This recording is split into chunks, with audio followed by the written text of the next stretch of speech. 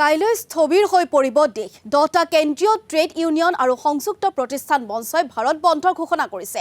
25 কোটিৰো অধিক কৰ্মচাৰীয়ে চৰকাৰৰ নীতিৰ বিৰুদ্ধে দেশজোৰা ধৰ্মঘটত অংশগ্ৰহণ কৰিব। চৰকাৰে নতুনকৈ প্ৰৱৰ্তন কৰা শ্ৰম সংহিতা আইন আৰু উদ্যোগৰ শ্ৰমিকৰ প্ৰতি কৰি অহা শোষণৰ প্ৰতিবাদত এই ধৰ্মঘট কাৰ্যসূচী। ৰাজ্যৰ বিভিন্ন প্ৰান্তৰ লগতে গুৱাহাটীতো ইয়াৰ সৰ্বাত্মক প্ৰভাৱ পৰাৰ সম্ভাৱনা। 9 জুলাই কাৰ্যসূচীৰ পূৰ্বে গুৱাহাটীত শ্ৰমিকসকলক সংগঠিত কৰাৰ উদ্দেশ্যে উলিওৱা হয় প্ৰতিবাদী সমদল। আমিনগাঁৱৰ পৰা গৌৰীপুৰলৈ উলিওৱা হয় এই প্ৰতিবাদী সমদল। প্ৰতিবাদত অংশগ্ৰহণ কৰিলে কল কাৰখানাৰ শতাধিক শ্ৰমিকে। কেন্দ্ৰীয় চৰকাৰৰ শ্ৰমিক বিৰোধী নীতি আৰু অন্যায়ৰ বিৰুদ্ধে মাৰ বান্ধি ওলাই আহিবলৈ আহ্বান জনালে চিটুৱে।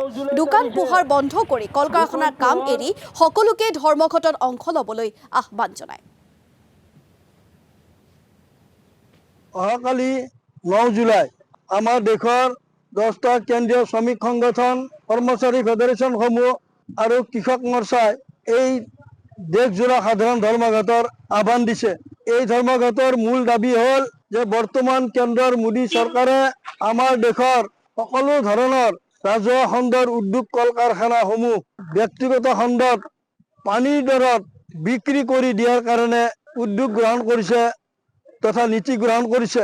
তাৰ লগে লগে আজি 10 বছৰ অতিক্ৰম কৰি যোৱাৰ পিছতো শ্ৰমিকৰ কাৰণে মাহিলী যি ন্যূনতম মজুৰি চৰকাৰে ঘোষণা কৰিব লাগে, এই চৰকাৰে শ্ৰমিকসকলে বাৰে বাৰে আন্দোলন আৰু সংগ্ৰাম তথা ঘোষণা কৰি থকাৰ পিছতো তেওঁলোকে মাহিলী মজুৰি ন্যূনতম মজুৰি ঘোষণা কৰা নাই। গতিকে আজি দাবী উত্থাপন কৰিছে যে শ্ৰমিকৰ মাহিলী মজুৰি ন্যূনতম 26,000 টকা ঘোষণা কৰিব লাগে।